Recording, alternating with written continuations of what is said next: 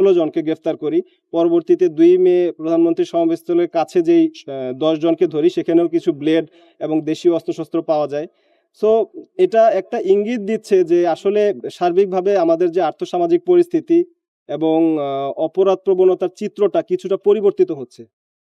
যেমন নদীর চিত্র পরিবর্তন হয়, নদী ভাঙন হয়, নতুন চর জেগে ওঠে।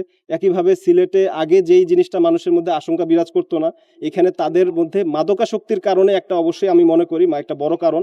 এবং এর বাইরে আমাদের বিভিন্নভাবে এই বাইরের জনগণ, যেমন আমরা প্রধানমন্ত্রী সমাবেশস্থলের কাছে যেই 10 জনকে ধরেছি তাদের 9 জনই ছিল কিন্তু নারায়ণগঞ্জবাসী।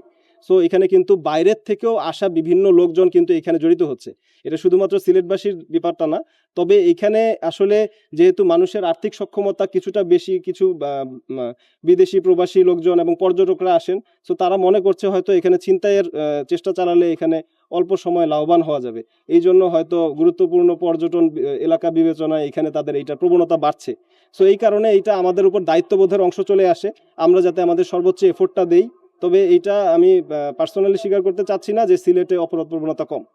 মূলত সিলেট এবং মৌলভীবাজার এটা আমাদের দায়িত্বপূর্ণ এলাকার মধ্যে এই যেই সব হোটেল বা রিসর্ট কিংবা এখানে পর্যটক সমাগমটা একটি নিত্যনৈমিত্তিক বিষয়, রেগুলার ঘটনা।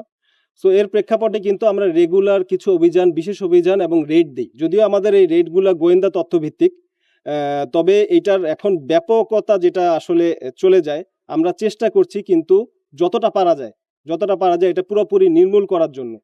সো এইটার জন্য আমাদের গোয়েন্দা নজরদারি সবসময় তৎপর রয়েছে। আশা করছি এই সব জায়গায় যেগুলিতে রেগুলার হয়, হটস্পট যে অংশগুলি আছে সেগুলিতে আমরা আরো বেশি, কিন্তু আমাদের কিন্তু ছুটির সংখ্যা খুবই সীমিত। আপনারা জানেন যে আইন শৃঙ্খলা বাহিনীর সদস্য এবং জরুরি সেবাদানকারী প্রতিষ্ঠান হিসাবে আমরা কিন্তু চেষ্টা করছি যে সর্বোচ্চ সতর্কতার সাথে যতটা পারা যায় এই জাতীয় অপরাধ থেকে আমরা যাতে যত পর্যটক তাদেরকেও নিরাপদে